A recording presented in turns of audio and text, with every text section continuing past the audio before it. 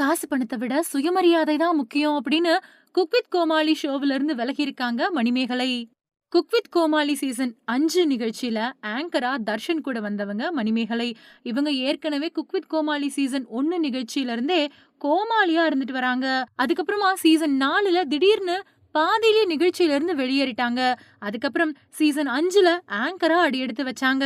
மணிமேகலைய பொறுத்தவரைக்கும் அவங்க இருக்கிற இடமே கலகலப்பா இருக்கும். இனிமே இந்த குக் வித் கோமாளி நிகழ்ச்சியில நான் கலந்துக்க மாட்டேன் அப்படின்னு இன்ஸ்டாவுல ஒரு போஸ்டர் போட்டிருக்காங்க. அந்த பதிவுல அவங்க என்ன சொல்லியிருக்காங்க அப்படின்னா, இனிமே எப்பவுமே குக் வித் கோமாளி நிகழ்ச்சியில நான் தொடரவே மாட்டேன். நான் எந்த நிகழ்ச்சியில கலந்துக்கிட்டாலும் அர்ப்பணிப்பு, நேர்மை, கடுமையான உழைப்பு, 100% முயற்சிகள குடுப்பேன். அதே மாதிரி தான் குக் வித் கோமாளி நிகழ்ச்சியிலயும் நான் போன நவம்பர் 2019வது வருஷத்துல இருந்தே என்னோட பயணத்த தொடங்குன நாள்ல இருந்து ரொம்பவே அர்ப்பணிப்போட வேலை செஞ்சுட்டு வரேன். ஆனா சுயமரியாதைய விட வேற எதுவுமே முக்கியம் இல்ல. என்னோட வாழ்க்கையில எல்லா நிலைகள்லயும் சுயமரியாதைய இழக்கக் கூடாது அப்படிங்கிறதுல நான் ரொம்பவே உறுதியா இருக்கேன். புகழ், பணம், தொழில், வாய்ப்புகள் அப்படின்னு எதுவா இருந்தாலும் எனக்கு கவலை இல்ல. இது எல்லாமே 2வது பட்சம் தான். சுயமரியாதை தான் பிரதானம். அதனால நான் குக் வித் கோமாளி நிகழ்ச்சியில இருந்து விலகுறேன் அப்படின்னு சொல்லியிருக்காங்க. இந்த நிகழ்ச்சியில இன்னொரு பெண் தொகுப்பாளினியால குக்கா வந்திருக்கக்கூடிய தொகுப்பாளினியா அப்படிங்கிறது நமக்கு தெரியல. ஆனா, இந்த நிகழ்ச்சி அந்த புதுசா வந்திருக்கக்கூடிய பெண் தொகுப்பாளினியால முற்றிலுமா ஆக்கிரமிக்கப்பட்டிருக்கு. குறிப்பா சொல்லணும் அப்டின்னா, இந்த நிகழ்ச்சியில குக்கா இருக்க வந்த ஒருத்தங்க தான் குக் அப்படிங்கிறத மறந்துட்டு, ஆங்கரிங் வேலைகள்ல தலையிட்டு என்னோட பணிய செய்ய விடாம தடுக்குறாங்க. எங்களோட உரிமைகளையும், வேலையில தலையீடு பத்தி எங்களோட கவலைய சொன்னா கூட, இந்த சீசன்ல அது ஒரு குற்றமா கருதப்படுது. இருந்தாலும் எனக்கு எது சரின்னு படுதோ, அதுக்கு நான் குரல் கொடுத்துக்கிட்டு தான் இருப்பேன். யார பத்தியும் நான் கவலைப்பட மாட்டேன்.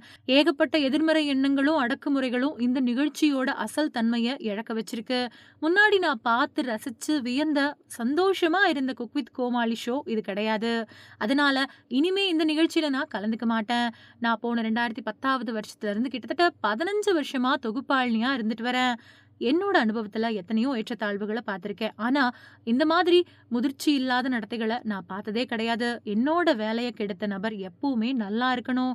அவங்களுக்கு நெறைய நிகழ்ச்சிகள், வாய்ப்புகள் கிடைக்கணும் அப்படின்னு கடவுள நான் பிரார்த்தனை பண்ணிக்கிறேன். அப்பதான் அவங்களால மத்தவங்க பாதிக்கப்பட மாட்டாங்க. வாழு வாழ விடு சீசன் 1ல இருந்து இப்போ வரைக்கும் நெறைய பேர் கூட பணியாற்றின நினைவுகள அசை போட்டு பார்க்கிறேன். என் மேல அன்பு செலுத்தினவங்களுக்கு நன்றி அப்படின்னு தன்னோட இன்ஸ்டாவுல குறிப்பிட்டிருக்காங்க மணிமேகலை.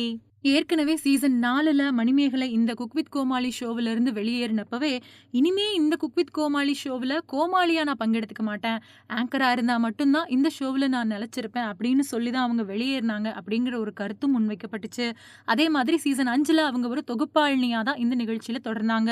இப்போ குக்கா வந்திருக்கக்கூடிய ஒரு தொகுப்பாளினியால ஒரு சில பிரச்சனைகள்னால நான் இந்த குக் வித் கோமாளி நிகழ்ச்சியிலிருந்து வெளியேறுறேன் அப்படின்னு மணிமேகலை சொல்லியிருக்கக்கூடிய இந்த விஷயம் தான் இப்போ இணையத்துல காட்டு தீயா பரவிட்டு வருது.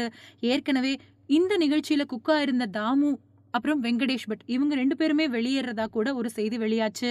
அதே மாதிரி வெங்கடேஷ் பட் இந்த குக் வித் கோமாளி ஷோவில இருந்து சன் டிவில ஒளிபரப்பாயிட்டு இருக்கக்கூடிய டாப் குக்கு டூப்பு குக்கு அந்த நிகழ்ச்சியில நடுவரா பங்கெடுத்துட்டு இருக்காரு.